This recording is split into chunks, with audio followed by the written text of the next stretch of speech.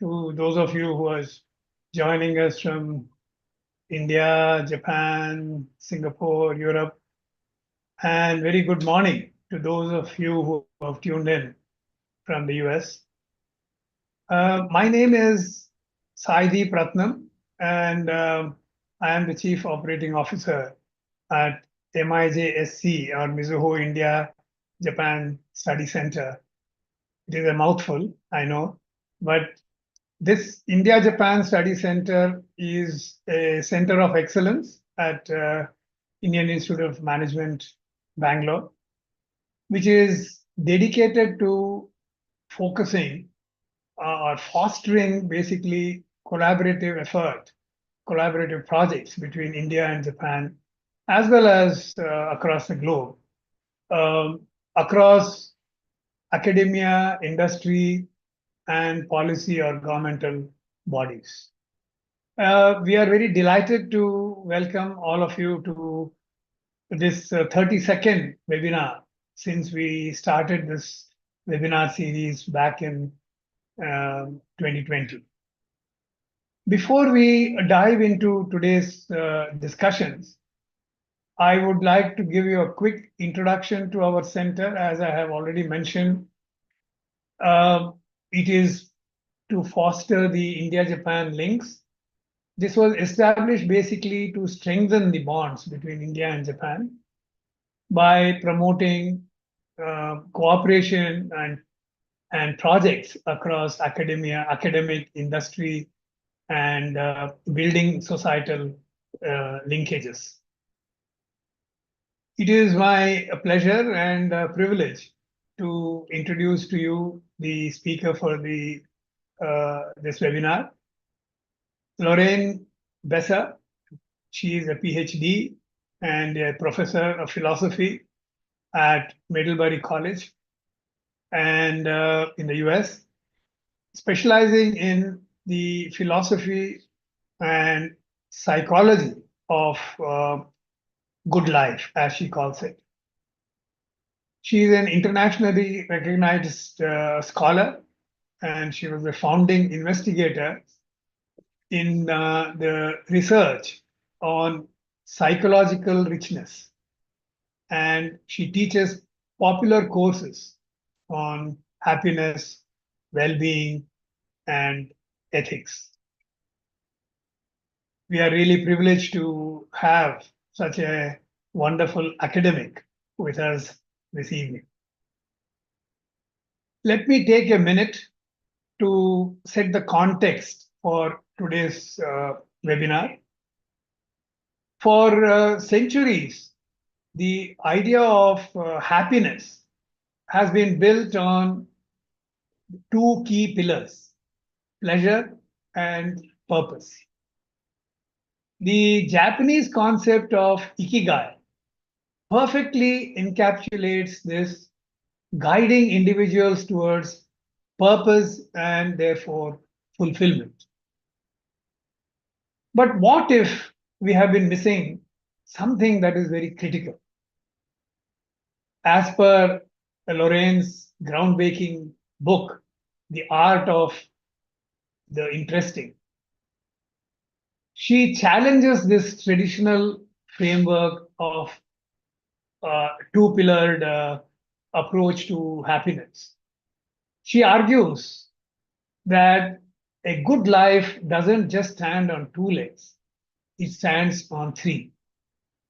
While pleasure and meaning are vital, there is a third and very important, often overlooked pillar or overlooked dimension, one that brings richness, brings depth, as well as adds adventure to our lives. And what is this third leg? How does it reshape our understanding of a life that is well lived? Professor Lorraine unpacks this hidden dimension of good life. And this dimension may well change the way you see the world. So before I hand over to Lorraine for taking us through an I would like to just explain the structure of this evening's webinar. First, Professor Lorraine will give an overview of her perspective on her research. Post that, we will have a conversation together to explore this subject in greater detail. And the last section, Professor Lorraine has agreed kindly to answer questions at the end of our discussion. So please do put your questions on the chat box as they occur to you, and we will try and address them at the end of our discussion. So over to you, Professor Lorraine. Great. Thank you so much. It is a real honor to be speaking with you all this evening.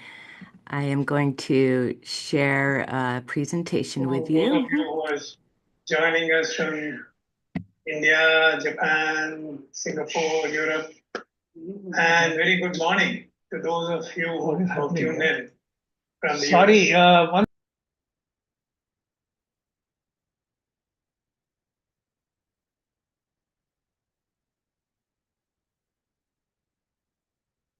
Okay, I think we're all set. Okay, so today I'm going to talk about the title of my talk is going to be The Good Life Debate, and what I'm going to do is introduce a new form of the good life and a new way of thinking about how you can live a good life. Basically, collaborative effort, collaborative projects between India and Japan, as well as which is repeating itself for some reason across academia. I'm not able to figure out what is happening. Governmental bodies. So can you go to Chrome? We are very delighted YouTube tab. And emotions. And one of the really interesting things that we found in pursuing this idea of psychological richness is that the ways in which that this kind of cognitive engagement that happens when you're that we're describing in terms of psychological richness, that when this cognitive engagement happens like this, it really penetrates into our very selves and will leave us to often really changes our perspective on things. So when you've had this kind of experience and you've opened up to it and allowed your thoughts to influence your emotions and allowed your emotions to stimulate new thoughts, when you kind of emerge from this state of engagement, you very often have a different perspective that you're bringing to the world around you. And so that's this idea of psychological richness is what we were really interested in trying to carve out. And the research really focused on two things. The first is to show the first line of studies were designed to show that psychological richness is distinct from happiness and meaning. And again, what we mean by that is that it's its own separate category that hasn't already been covered. Right. So, certain experiences can be both happy, can produce both happiness and psychological richness. And also certain experiences can be meaningful and psychologically rich. But what we're really trying to do is understand this range of psychological richness that appears when the others are absent, right? So psychological richness is something you can have when you are not happy, because psychological richness often involves a complex range of emotions. And you can also experience psychological richness when you're not feeling meaning or you're not pursuing a purpose. So those studies were really showing how it is distinct. And then the next question is really, well, here's this category of stuff, and is it good, right? Is this form of cognitive engagement, right? Does it really contribute to our good lives? And within our research, we found there really does. So first, people really do desire it within their lives and identify with this concept as a form of the good life. And then in my own work as a philosopher, I've explored the question of, well, why is it good? And I've been discussing why it's good in terms of this value of the interesting, I call it. So it's good because the state of cognitive engagement is good because it feels interesting when we experience it. And and so that's the kind of approach that we've done to carve out this first and to really answer this first question of, is there more?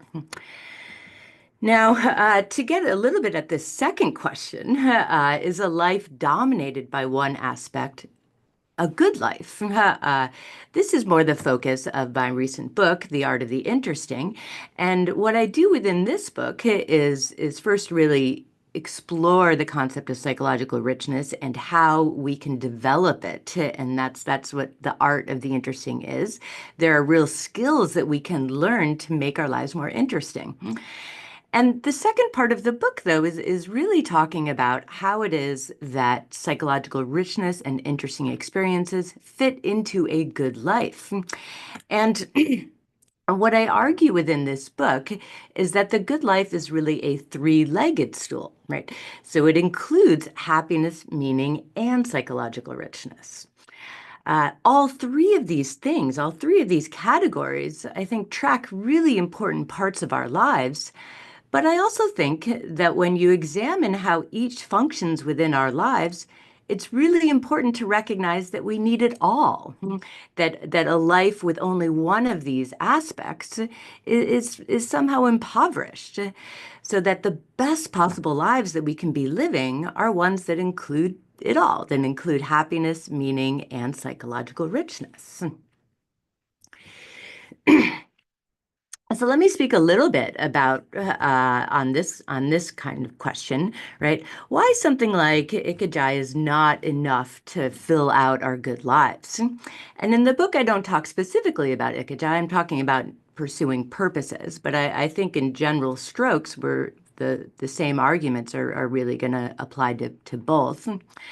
And so, if we think about a life structured by the pursuit of purpose, where we are really focusing on pursuing a goal, right, that we find really meaningful, I think again, let me say, I think this is really important for us to do, but I worry about letting it dominate our whole lives.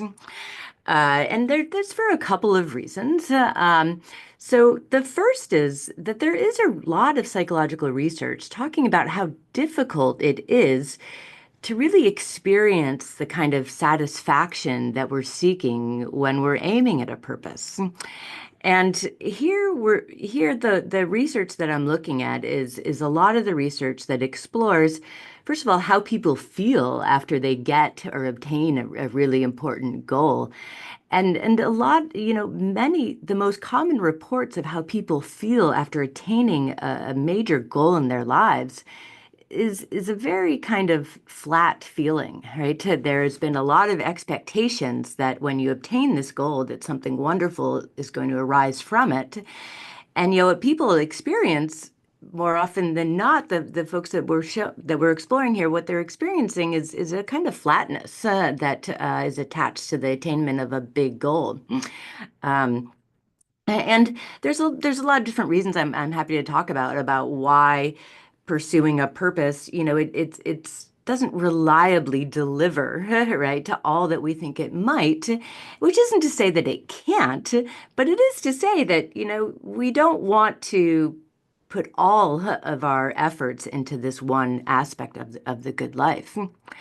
And a second reason why I worry a lot about focusing too much on something like purpose is that when we're focusing on purpose and when we're focusing on a goal, okay, what happens is that we've really narrowed our minds, narrowed our field of vision, right? Narrowed our focus so much onto our goals and what it takes to obtain those goals that we've blocked out from our field of focus, we've blocked out a lot of the things that are going to prompt us to experience psychological richness. Okay.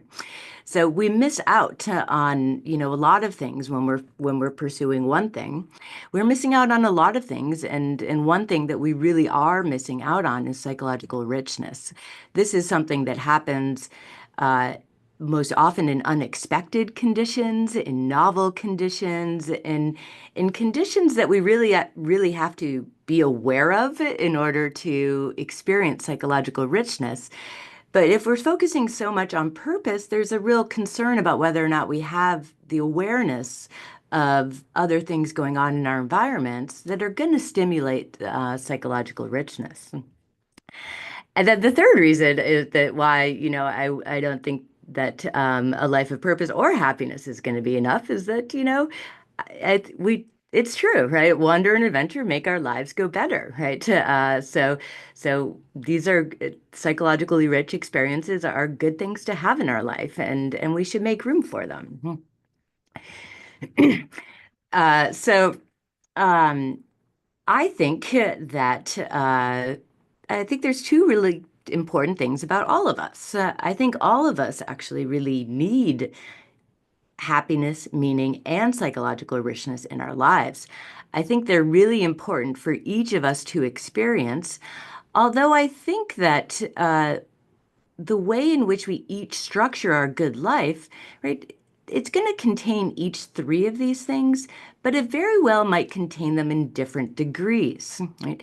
And I mean, people are different. We're similar enough that we really respond to happiness, meaning, and psychological richness. But I think it's also very true that some of us respond more and so are more attracted to maybe one of these things than others. And so I think that all are essential to the good life, but very well on the individual level, right? Our lives might look very different insofar as what we're focusing on the most, right? And what we're prioritizing in our pursuits. I think that we live our best possible lives when we make room for all three. And so I think allowing any one of those things to dominate is not our best strategy.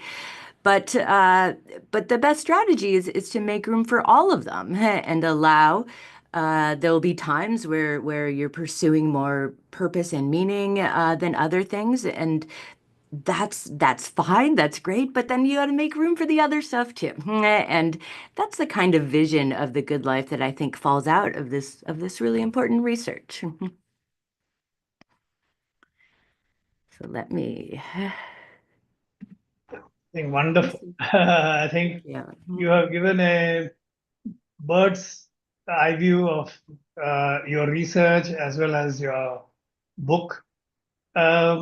So the first question that comes to the mind, of course, is that you did talk about purpose and what could be the negatives of focusing overly on the purpose. Yeah. And you gave two or rather three reasons for that. But as I was saying, when the other researchers who were there earlier on this panel, uh, they mentioned that you're right that the vision becomes narrower, and therefore, and at the end of achieving that particular goal, you may or may not feel a high. Even if you feel one, it may not last. I agree with that. But they had said that it's a good idea to have something like a superordinate goal rather than a very narrow focused that I want to buy a Mercedes Benz or something like that. That is too narrow. But if you keep your goals slightly at a higher level, there is a chance that you won't feel. Uh, of course, you won't have arrived anyway because they are superordinate. Number one, and number two is that feeling of flatness also will not be there. So, what would be your response to that argument? Oh, I think that's a great way of thinking about the kind of overarching purpose. And I think that is, one of the things that this approach is very in line with how I think about things, because it is, recognizing the problems and thinking about how we can uh, change or view things in a different way to respond to those problems. And so I do support this idea, and I do think it's really plausible that if we think about goals more of an overarching sense, then they can guide our lives without leading us to that kind of like, oh, we have it now and we're empty. So I think that is a really helpful way of looking at this. And another thing that I think is really important that might be parallel to this is that I do think that when we are pursuing purpose, or when we're focusing in on this way, that we also really try to find fulfillment in the pursuit, right? And in the activities of what we're doing. And I think this probably captures a lot of this sense of Ikigai. So I think those are, really important strategies. I still, the skeptic in me, right? And again, I think this is really important aspect of our good lives. So I don't want to, deny that this contributes a lot to our lives. But I also, I worry a lot about finding that overarching sense of goals. And uh, I think it's possible, right? And we know, and it's possible, and we see people who are really succeeding in life and enjoying lives by having this kind of overarching goal.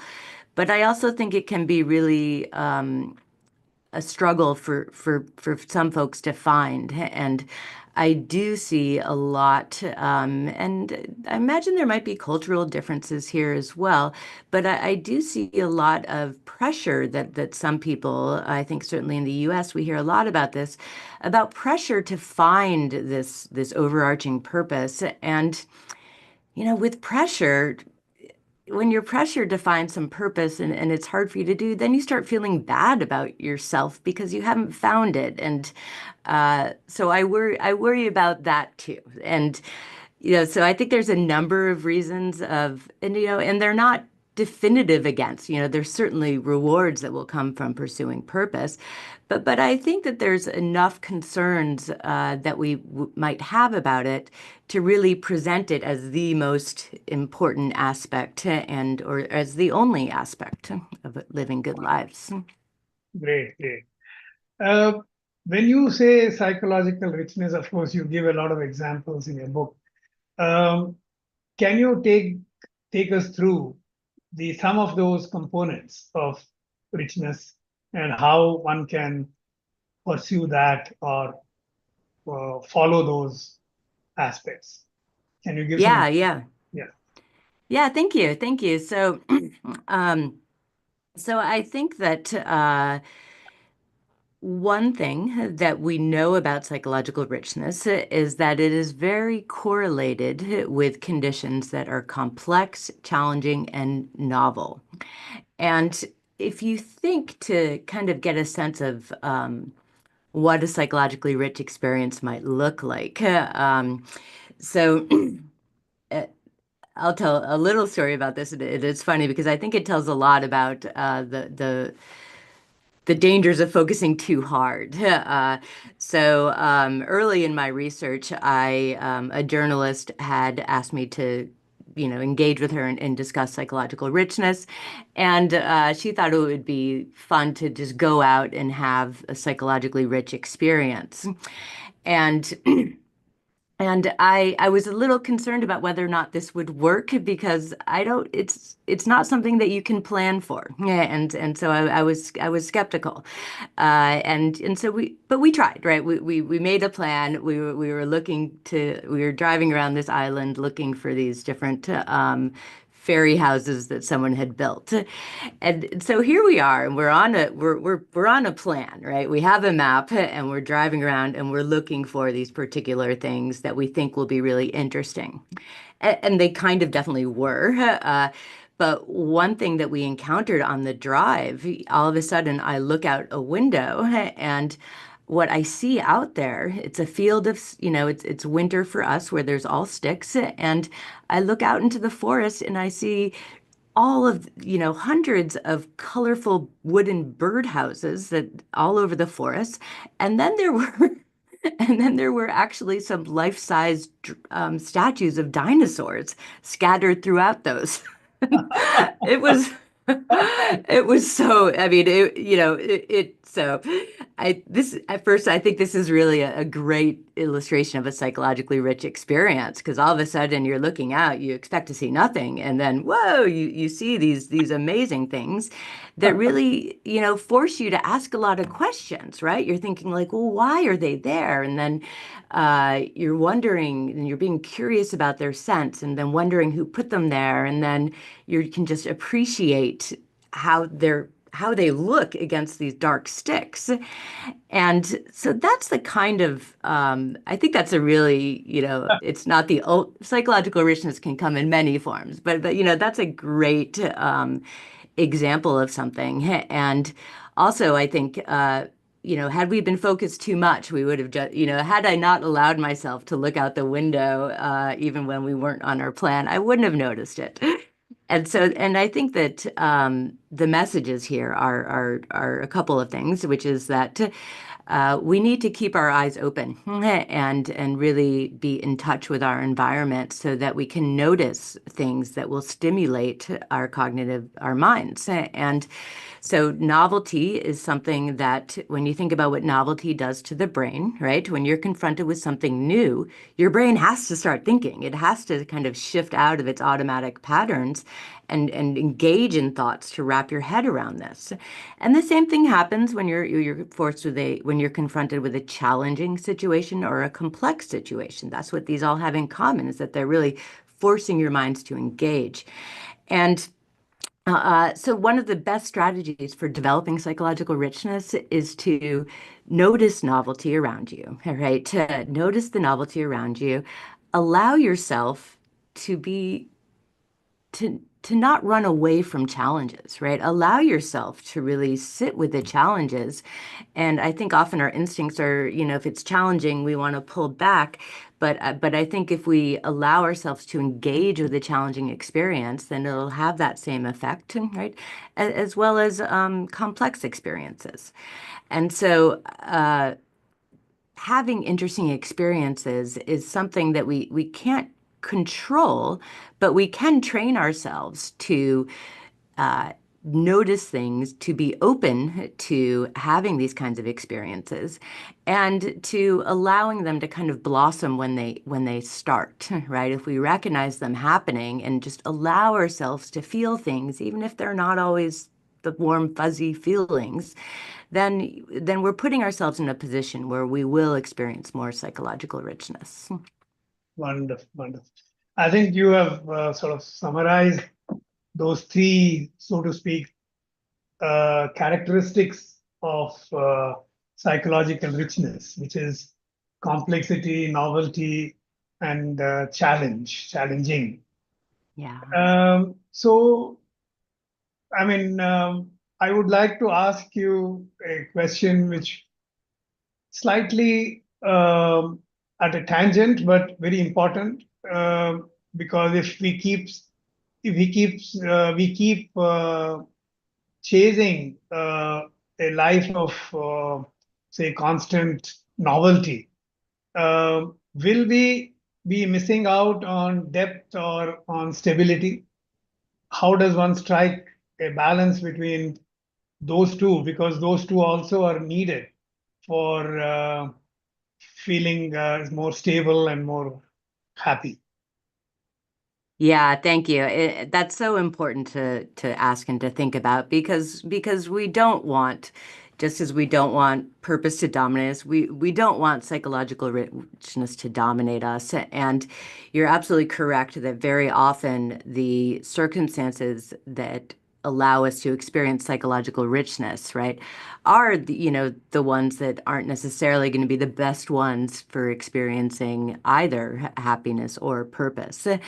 And so I think it's really important as individuals, as we go about trying to add these elements to our lives, that we pay attention to ourselves and recognize when it is how sorry recognize how it is that we're responding to situations. And at a certain point, certainly with psychologically rich experiences, if we go too far, there's a line we can cross. When we're pursuing something challenging or complex, uh, we're at a line that's very close to like a dangerous experience, and we don't want that. So I do talk a lot in the book about how we need to really tune into ourselves and recognize when we've gone too far and kind of moved past the point where we can experience psychological richness, but also recognize when we need to pull back and restore, and when it is a better time for us to experience the comfort and security that's going to allow us to be happy. And I think we all need to pay attention to our own selves and really tap into what we're experiencing and what we need to experience. And it's going to take some practice, but I think with time we'll be able to recognize that, and I certainly have thought about this and trying to incorporate it in my own lives, and I can recognize times where, I mean, I find my work very meaningful. I can devote a lot of time to this, but then at a certain point, I'll recognize that I feel a little impoverished and that it's time to do something else, and I can kind of tap into myself and figure out what I need. And I think that's the secret, and it's a skill that we all need to develop, of staying in touch with yourself and what kinds of experiences you need. Wonderful, wonderful. Actually, uh, my next question is linked with the example that you gave about looking out of the window while you're driving to look for experiences. But I mean, that was a very physical example, and I think um, some of the younger lot who are listening in, who are in this digital world and getting digitally distracted with so many pop-ups all the time. How can, in such an era, how can people stay open to interesting experiences without falling prey to superficial curiosity, jumping from one to the other, because that will Yeah, not lead to richness at all. yeah. What is your prescription for such people? Yeah, thank you. So I think this is a real issue that we face, that many people face now, is that we have so much information or access to things that it can lead to this situation where we kind of just we'll find something and then we'll just move on very quickly to the next thing. And I think that I think that what happens when we engage like this is that we really work on this level of distracting our minds without engaging them. And so when we just kind of like surf on our phones or scroll through things, right?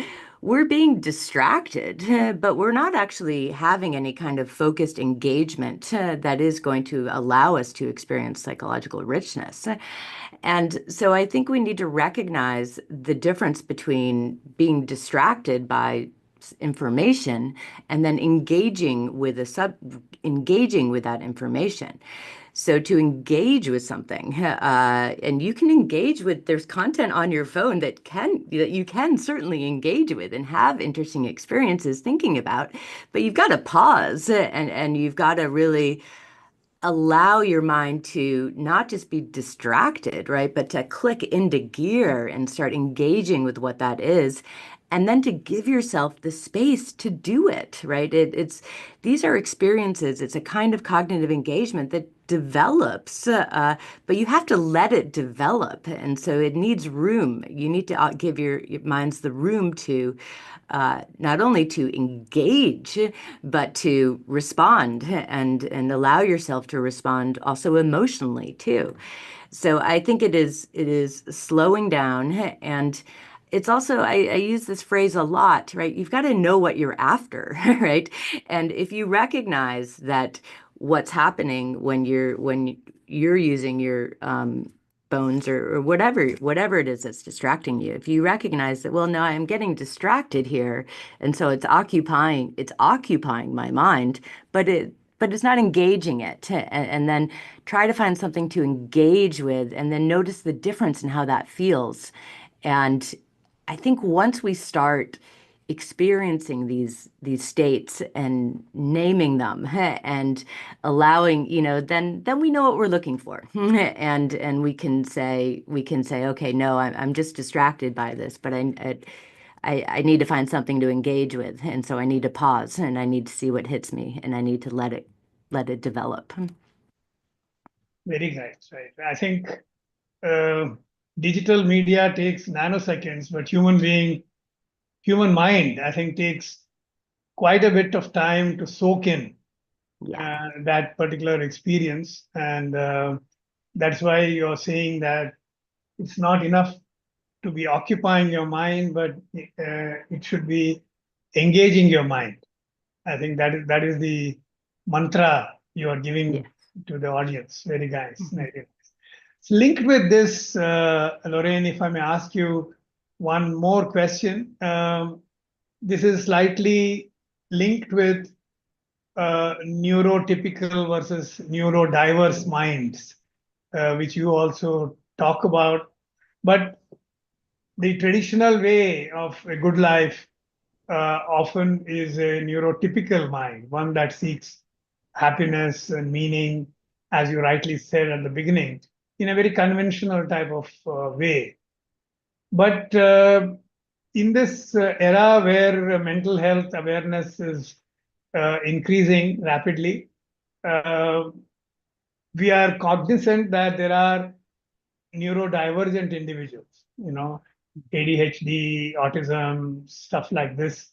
And many people and larger percentage of human beings seem to be on these spectrums, or at least we seem to be identified, whether it's a new phenomena or recognition of such old phenomena, I don't know. But in this era where such issues are getting highlighted, do you think this the philosophical model of good life that you described will need to be looked at or relooked at or embrace a broader spectrum of cognitively diverse population? Yeah, such an important question. Excuse me. I think that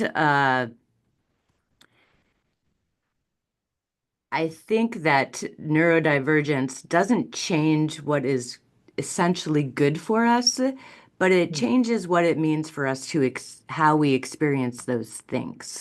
And so I think that happiness, psychological versus meaning are good for everybody. Mhm. Uh, but the ways in which we experience these things is all through our minds. And so, to the extent that our minds experience things in different ways, we need to pay attention to that and learn for ourselves again how we experience happiness and how we can experience psychological richness. I think that so much of living good lives is learning about how we ourselves can live good lives. And so we can hear a lot about, this will make us happy and, this will give us purpose. And maybe that's true, but it's also really possible that it's not, which is why I advocate instead of thinking about just reading these things of, do this, do this, do this. I advocate thinking more about how does happiness feel for you? How do these states feel inside you? And under what conditions do you really experience them? And part of that, part of that developing that awareness of how we experience these things, because that's what we want, right? We want, we all know we need relationships to be happy or something like that, but ultimately, we just want to be happy, and so we need to figure that part out of how we experience how that feels for us. And I think with psychological richness in particular, because it is a kind of unstructured cognitive engagement, that I think that there are, the focus patterns that we have, right? Whether we have, tendencies towards hyperfocus or whether we are more scattered focus.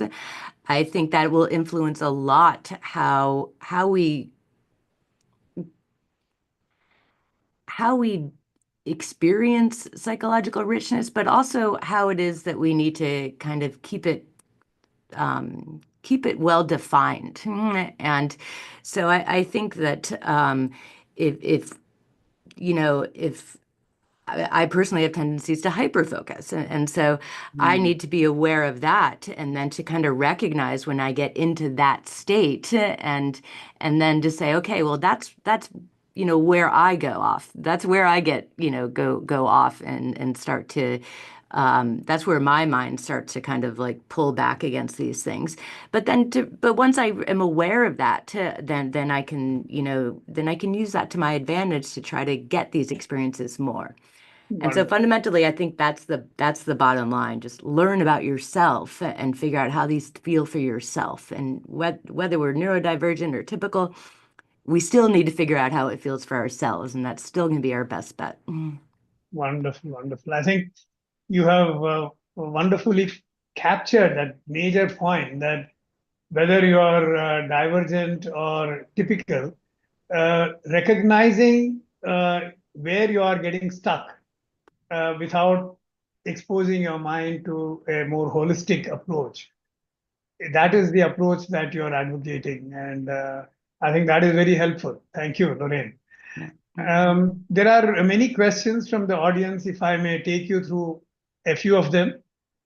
Please. One, of course, is you not directly connected, but I think many of people are interested in this because we all go through some psychologically disturbing experiences, like loss of a loved one.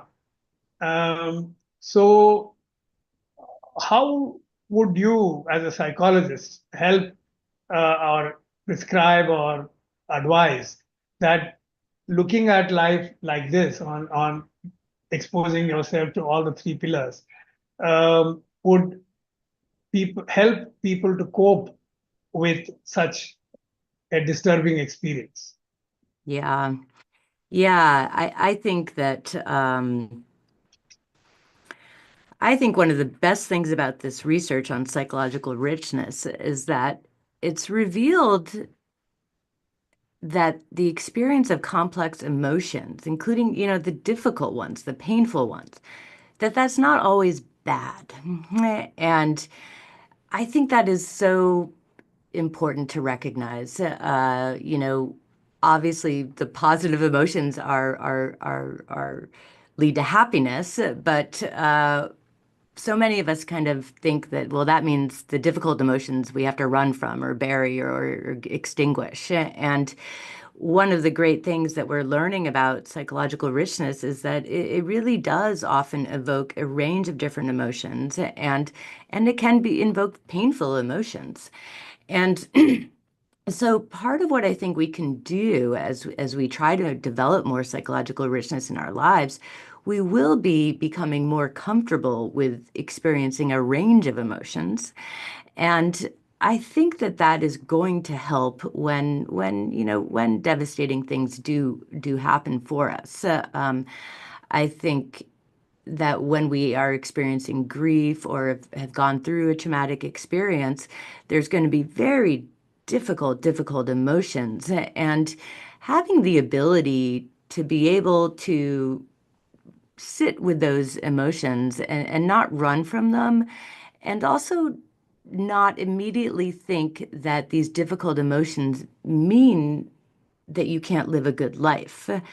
And, it's so I think that this framework really does give us a way of thinking about challenging things and difficult emotions in a different spin.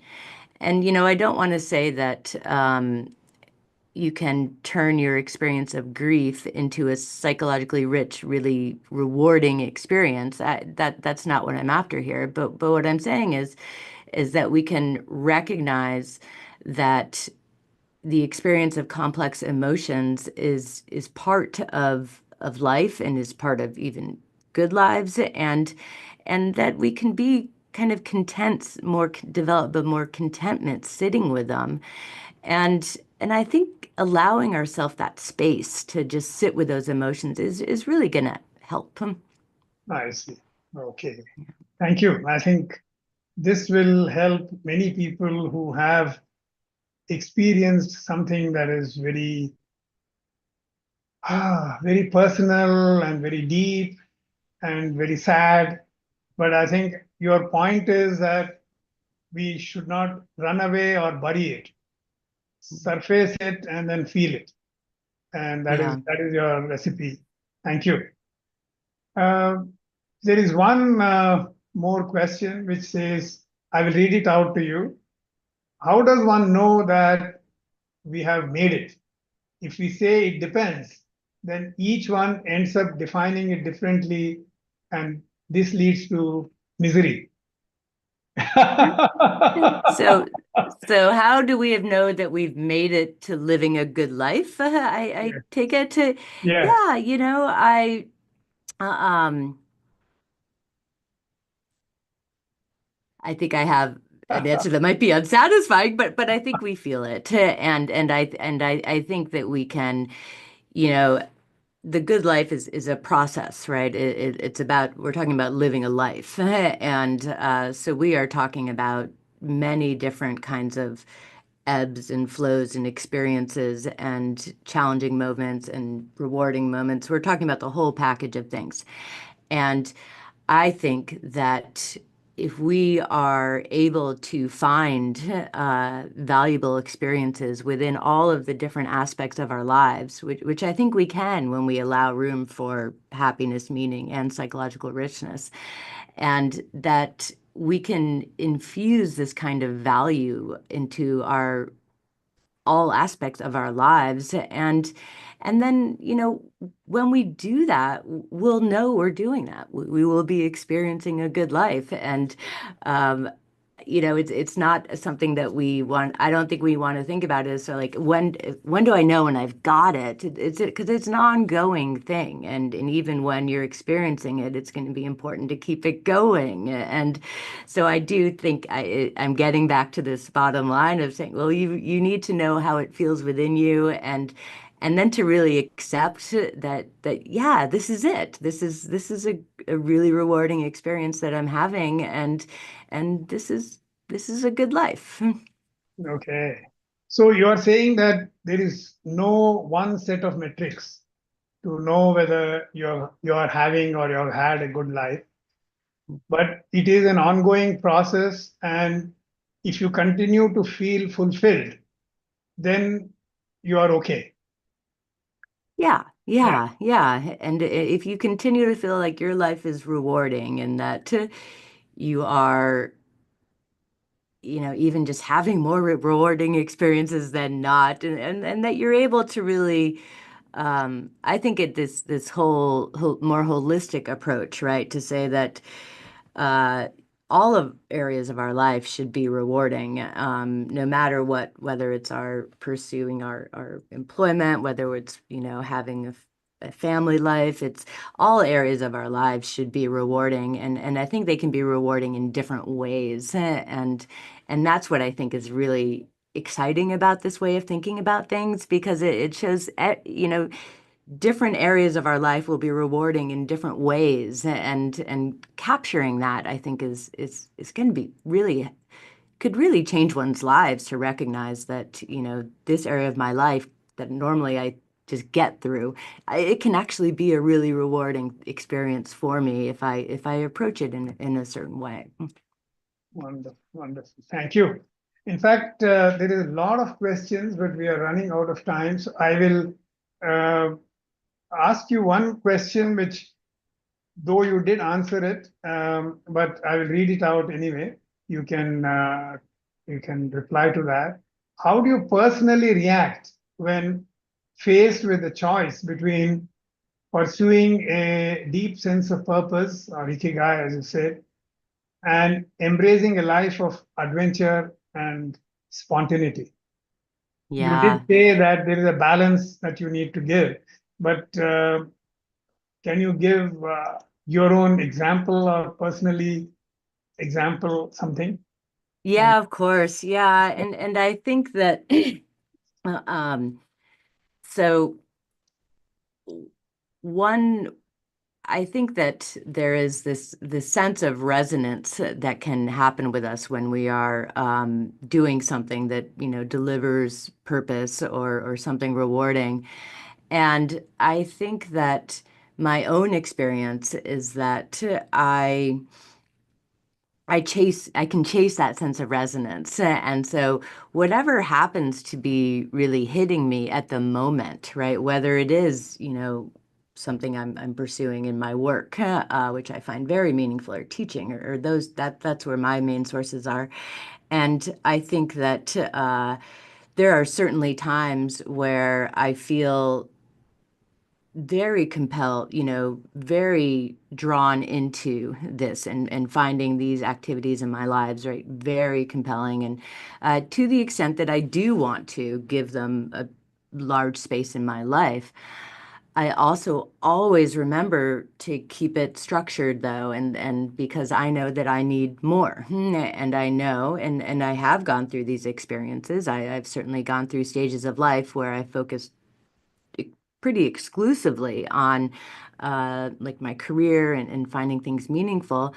And I've also had that experience, though, of after I've done that, looking back and saying, that may have felt very rewarding as I was doing it, but looking back on it now, that was really impoverishing. That was an impoverished life because there's more to me than just that part of the one that seeks meaning. And so I always go back to thinking about, well, what what are all the aspects of me that is out there, and how do I really uh, nurture all components of myself, right? The ones that crave happiness and psychological richness and meaning. And I really believe, and I know that I need all of these things for myself. And so I know, and I've experienced, states where you have primarily one of these, and also experienced that, in the aftermath, I think I do come out and say, yeah, I needed more. And so for me, it's always about trying to recognize what is attracting me most at the moment, but then also being aware that, okay, this is might pull you in a lot right here, but don't forget I need more, and to really kind of tap into that. And that's how I think it's through that kind of a thing that I think we do go about living, our best possible lives, whatever that looks like for each of us. Right. But there is one last question for you. I know they have many, many questions, the audience. So if I will ask you this last question, but also ask you whether it's okay if we can share your uh, email ID, because some of them may ask you some questions on with this very, very important topic. Is Yes, that of course, okay with you? please. Ah, Yes, of thank course. you. I appreciate it. This last question is about, I'm just addressing to the audience. So please do feel free to, we will put the chat box, her email ID, so you can ask her some more questions. Because of lack of time, we cannot take up all your questions in this time frame. But this question is very interesting, that all of us go through many phases of life. In Indian philosophy, you have 4 stages, and everybody has more or less similarly defined, whether it's a Western way. You have your childhood, your adulthood, and then you have the old age. So, in different phases of life, um, does this sort of is there a different percentages of this, or is it that in each phase you need to have all three? How does your research, or what does your research talk about? Is it age dependent, or is it age independent? I think it is largely age independent, although I think that our capacities to really experience purpose and meaning develop through childhood. And so I think that the dominant experiences in childhood are actually of happy experience. The dominant ways, the good experiences are the happy ones, and a lot of psychological richness. I often think about I think that children are very naturally go to psychologically rich experiences. They are curious, they activate their imaginations. And so I often look to children for insight into how we can, as adults, be more psychologically rich. But I do think that once our so through childhood, I have less a sense that meaning and purpose is as important to them because their minds aren't, quite developed, and searching for meaning and purpose just takes a developed mind. But I think they're all important for each of us, and I think that one thing we have to recognize is that they all happiness, meaning, and psychological richness, they represent different aspects or different capacities that we have. So happiness is, it's a very physiologically influenced states of pleasure. And psychological richness is, I think it represents our capacity for unstructured cognitive engagement. And pursuing purpose, it represents our capacity for structured cognitive engagement. And so I think that what is most important is that whether or not we have those capacities to have these experiences. And there certainly can be for different individuals more limits on their capacities to experience one aspect than others. But I don't think it is strictly by an age thing. So I think that we are all, as adults, we are capable of all of these things. But I do think, one thing I have thought a lot about is the end of life, and particularly when our rational capacities diminish. And I think, one thing I think is important to recognize is we can still have psychologically rich experiences even when, our rational capacities start to decline. And so I think about it more in terms of what capacities we have, and when we have these capacities, what we're capable of, and then what we need when we've got them. Right, right. Fantastic. I think you have given a wonderful uh, insight into this, and I think all of us have become intellectually enriched, psychologically enriched, of course, but intellectually enriched. And thank you again, Lorraine, for joining early morning for you, but joining so early and coming onto this forum and sharing your deep research into this field. And we will be very happy to host you here, physically, that is. Now we are hosting you digitally, but we would like to have you here and address some of our students when you are in this part of the world. I would love to do that. And thank you so much for this opportunity. It's been it's a wonderful opportunity to be able to connect. And so thank you for this. This is very rewarding. Thank you very much. Thank you. Thank you all. Namaste.